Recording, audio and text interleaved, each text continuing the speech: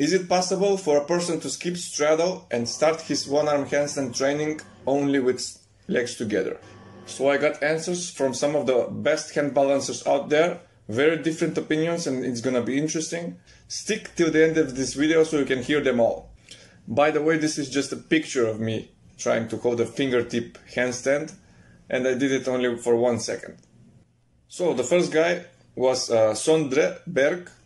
He's from Norway and he recently started his handstand challenge courses. You can check him out. So his response was, my opinion is don't even think about it unless you want to waste a lot of time. I know it may feel better, but this feeling is wrong. I did the same thing years ago. I asked him, you skip straddle? I tried and failed hard. Trust me, don't even bother. So the next guy is Yuri Marmerstein. He's from Ukraine. He is teaching workshops around the world and he's also giving online coaching. You can check him out. So his response was, it depends on the person. It's going to take longer to learn to feel the balance that way, but if they do, it's definitely easier to transition to straddle. It's like learning marksmanship on a smaller target. More frustrating and takes more time to learn.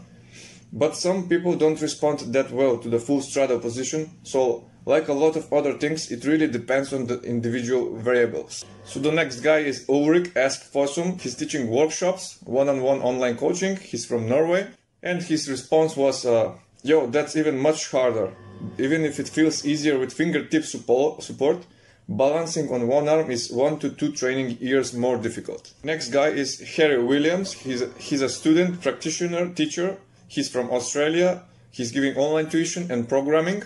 And his response was, although some people find it easier to muscle their way through some fingertip holds in straight than straddle, and the very beginning of the long journey that is one-arm handstand, skipping straddle would be like saying, man, fuck tuck and straddle, I'm going to full. Effectively, one of the biggest difference between one arm and two arm is the fact that instead of just falling backwards or forward, you now fall 360, and to be able to balance in straight, you need your hand and shoulders to be able to do wild shit with no assistance from your hips. The difference between straight and straddle is almost a similar difference between one arm and two arm. So although you learn to push well, I don't think you'll ever learn to balance it. So the next guy is Chet Karsan. He's teacher at Block London and Strength Clinic. He's from Manchester. And his response was, hey bud, I have a friend who started training her straight leg variation before straddle. It's down to what feels more comfortable for you. I feel like with the straddle, my feet help me to balance better. But also the tuck one-arm handstand is an interesting option too. Have you tried that out? I will definitely try that variation also. Next is Yuval Ayalon. He's a handstand practitioner, artist and teacher. Workshops around the world, and he's from France. His response was, it's possible, but I prefer teaching full, small straddle and straddle from the start. It's because of lack of flexibility? No, it's because of experiment. I think the combination is better, but if you can balance in the full position, there will be carryover to other positions as well. Next guy is Mikael Kristiansen. He's a scapular architect, circus artist and origamist. He's a co-founder of the Handstand Factory, and he's also giving online coaching. His response was, it will take you a lot longer. It's de facto the harder thing to do. I still know none personally who did that really. I have seen some street workout guys who can muscle it, but straddle is always easier. So why not start with a position that teaches you a part of it earlier? I taught lots of people full position, and it usually comes along quickly once they hit 15 seconds in straddle with good shoulder position. It's just an experiment I want to do, and I'm that kind of a person who likes to try things out. And of course, I will do it safely. Brace yourself for about 3 to 5 years or so. Then, if your basics are perfect already, it will take a lot of time. Straddle takes between 1 to 3 years with great basics usually. For me, training legs together is a waste of time in the start. It takes longer to achieve something that's interesting and more fun to do, and you get to experience fewer other variations early on as well. Once straddle is getting there, the legs together is the best position to strengthen, but I know dozens and dozens of people who can't do full on the floor, who spend literally years on preps, but they don't have the underlying basic sensation. It's kind of like doing planche, lean, until you can suddenly do full planche. So the next guy is Mauricio Jara. I hope I spelled these names correctly, sorry if I'm wrong.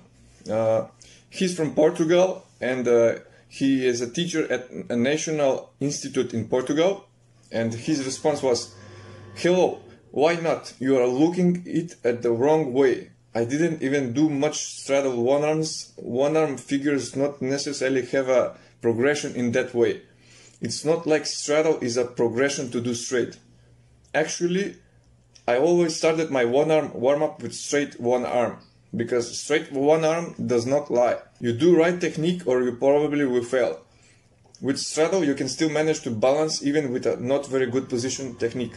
I always start with one arm straight and half straddle because it's the real balance deal. And then after, straddle is just a playtime. If someone understands the shoulder position and balance in straight, full position, then it's no different than the other figures. Simply it's harder to balance. It's not really a progression that you are skipping. The real problem would be not doing the one arm properly. So if you don't understand alignment, all of your positions will be bad anyway, straddle included. But I know people that prefer to start with easier positions. Just saying that is not really skipping a progression if you are doing the straight with proper technique. It would be the opposite. It will make your straddle way better and easier to hold. It's just that most people don't have the patience. Next one is Natalie Reckert. She's from London and she's giving online courses. Her response was, "I think that's totally possible and okay. It's kind of a personal preference as well as about how versatile you want to be, and that's your choice in the end. If you don't have a good straddle, you will never do any side bends in one arm, for example. The straight line is harder to learn for most people." Next guy is Miguel Sant'ana. He's a professional hand balancer from Melbourne. He's giving online one-on-one programming. His response was very short. Awesome, but it's much slower because it's the hardest position to hold. So thank you very much to all of you who responded. I really appreciate the time you took. I've learned a lot from you guys. Keep doing these things. You are helping a lot of people. Also, thanks for everyone who's watching. I hope you find this information very useful. So at the end of the day, it all comes down to choice and testing. Also test and see how it goes. My plan is to start with straight legs only. Maybe I will test straddle once per month to see if I'm making progress without doing it. And my goal is to hold one arm with straight legs with fingertips support, maybe for more than 20 seconds before I start to release some of the fingers and keep progressing. If you're interested to see how I'm progressing, follow me. If you have any questions, you are free to ask. So I'm not really in a rush. I will do it as much as time it takes. The most important thing is to understand the mechanics, how the move works, create a smart approach and be very patient. And most importantly, to enjoy the journey and have fun with it. Also, you can comment down below your opinions. I appreciate opinions from everyone, and let's start a discussion. It will be very fun. Bye bye.